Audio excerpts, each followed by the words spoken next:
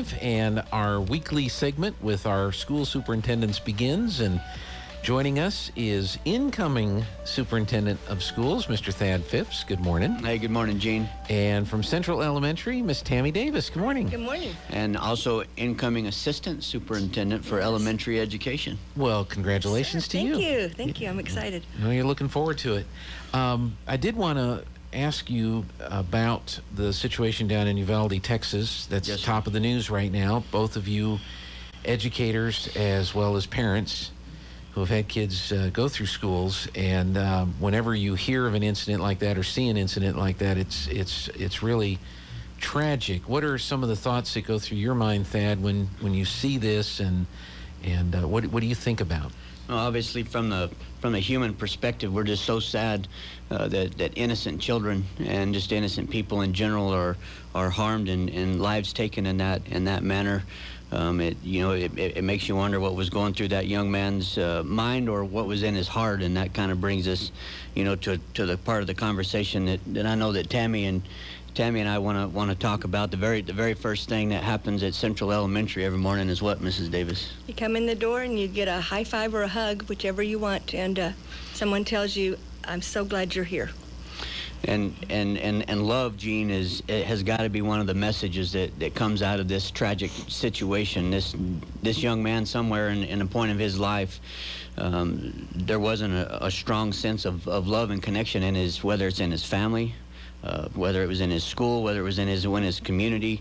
Love is so important, and so I know that they're going to talk about gun laws, and they're going to talk a lot about that kind of stuff. But kids don't bring guns to school if they feel like that they're loved and they've had that basic need met. And it's more than a basic need. It's something that's strong throughout the human feelings. God created it, and he actually talks about it in Matthew 37 through 40 when they asked Jesus, what is the greatest commandment in the law? And Jesus replies, love the Lord your God with all of your heart and with all of your soul and with all of your mind. This is the first and greatest commandment, and the second is like it, and this is where we've got to really pay attention in America and actually just throughout our world today. Love your neighbor as yourself. And that's a lot of what is missing in our world today. Just kind of like you guys were talking about a minute ago, it's a heart problem. It's not a legislative problem. It's not a congressional problem. It's a heart problem, and again, like you guys were pointing out earlier, certainly a mental health issue. And so if we can take care of our hearts and make sure that our kids are loved, and then on the mental side, if our brains, because that's the other body part that God created for us is our brains. If it's out of kilter, then in America we have to put all of our efforts into making sure that our minds are healthy, and certainly here in Artesia we're going to try to do that with Mrs. McCaleb. Mitzi McCaleb is going to be our director of health and wellness. We're going to have a new Bulldog Wellness Center that's going to be for our students who need help. We already have a wonderful social and emotional team that's going to work, but in this country's conversation in the next couple of weeks, love has to be the center, and mental health help for people who need it has to be second. I mean, it's love and mental health you can't legislate your way out of this. We can love our way out of this and love each other. I mean, it's not just our kids. I mean, it's us in a community. Just think about how fast-paced we live and how many times we forego a hug or a kind word that could have made a difference in somebody's either heart or somebody's mental health. And loving each other and treating each other with love and respect is going to be huge moving forward in this. Vladimir Putin is evil, and he does not have Jesus Christ in his heart. I'm sorry, he doesn't. Yeah. And when you know Jesus and he's in your heart, you don't go kill tens of thousands of people. You just don't do that. Instead, you reach out a hand and say, how can I help my fellow countrymen or a country next door? You don't go attack them. And so letting folks know who Jesus is a super important part of this too, as a Christian. Well, let's hope our leaders follow that advice and follow along with that from a technical standpoint or from a physical standpoint. I know you've been involved in your current role yes. With the facilities yes. over the last number of years to yes. really take steps in the Artesia schools to protect Yes, sir. and provide safety measures for the kids that are in our school district. We do, and I mean that's a good point too, because I know it's already come up. You know, how do people get in our schools, and in the city of Artesia and the community of Artesia, we've had a wonderful team of professionals that have come together and developed a super plan to make sure that people cannot get in our buildings if they're not supposed to be there. From the vestibules that were created with the bulletproof film that's on it, our badges that we have to use to be able to get in and out of our doors, to our gunshot detection systems, to our the camera systems that we have if somebody was to be able to identify them. And there's just multiple things, but our school resource officers are the head of all that, and with our chief of police and folks here in Artesia have just done a great job of coming up with a plan. We've got patrolmen in and out of our schools every single day. That's another part of our efforts that the Artesia police do, and so there's a lot of that's happening.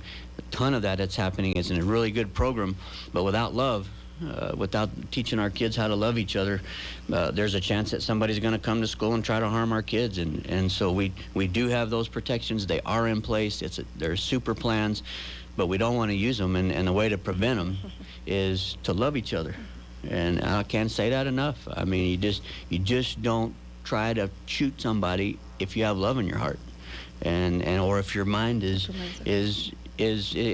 right, and so those two things are so important. Oh, absolutely. So when a national event such as what happened in Uvalde takes place, are there counselors ready? Are there Yes.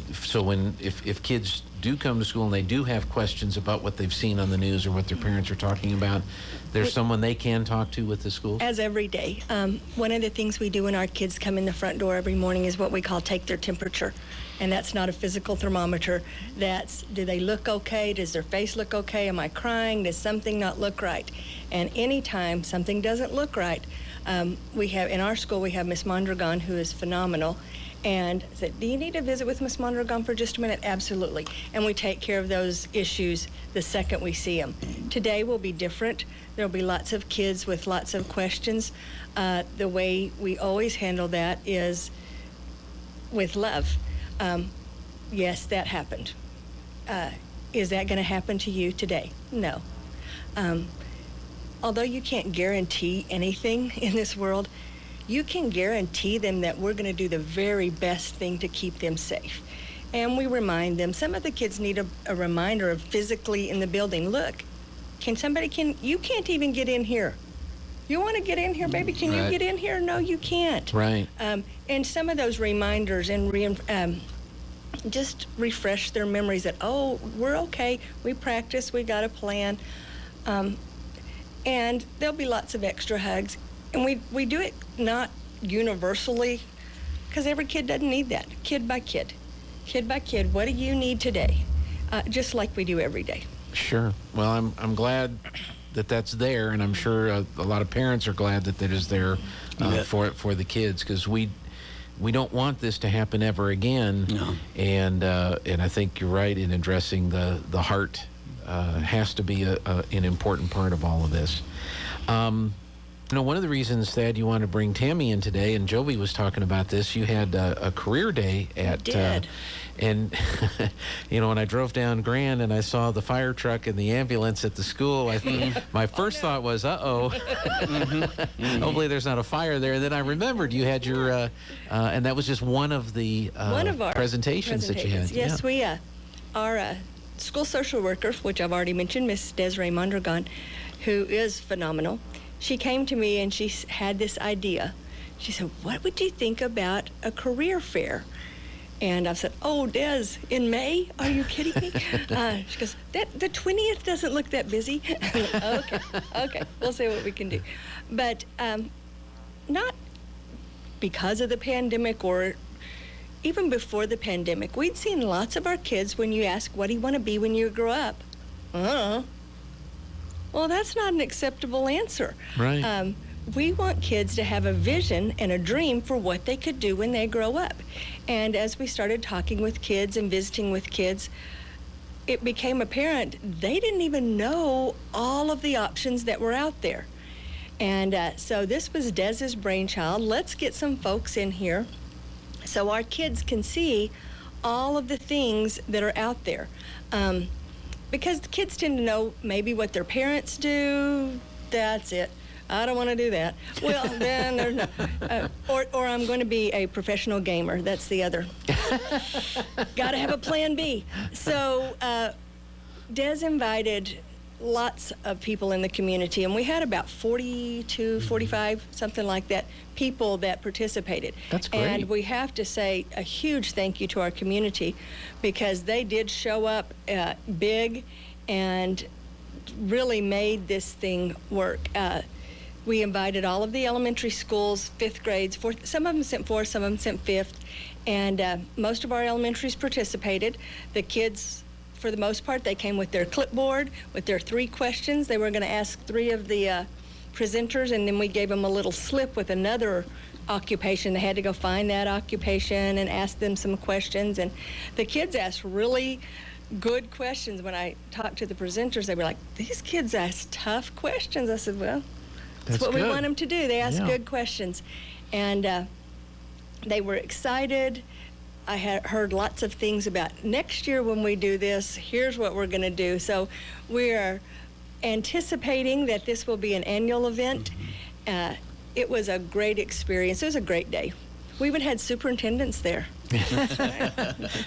Well, and I have to admit, I probably went through that growing up myself, because my dad was a teacher, and so I'm like, I'm not doing that.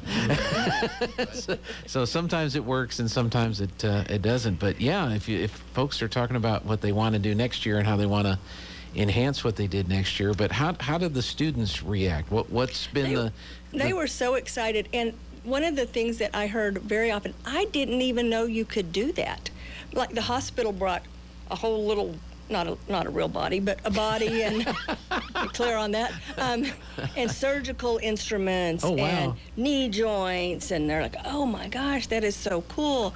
We had the Holly Navajo safety truck, and they took them all through that. We had the broadcaster, thank you, and told them what they did on a daily basis. I noticed one of the questions the kids ask a lot was, what do you do all day?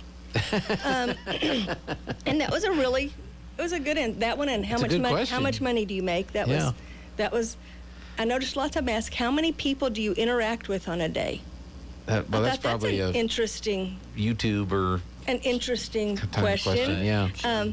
But when they left, I think the number one thing was they had fun, and they met a lot of people, and they saw a vision of some things that some of them had not even imagined before. That's great. So that was great. Yeah, great, and it involved a lot of people in the community. I think you said 45 different presenters that were there. That's a great success. Oh yes. And I'm sure you're looking forward to doing that again.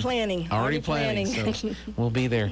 I know there's a few more things we want to talk about. Do you have time to stick around on the other side of the news? That would be great, because we've got some more things going on. We're getting closer and closer to graduation. A lot of the elementary schools are having their graduations, and baccalaureate is tonight. This might be a good night to go to baccalaureate and attend, given everything in the news today. So if you can stick around on the other side of the news, we'll cover some more things.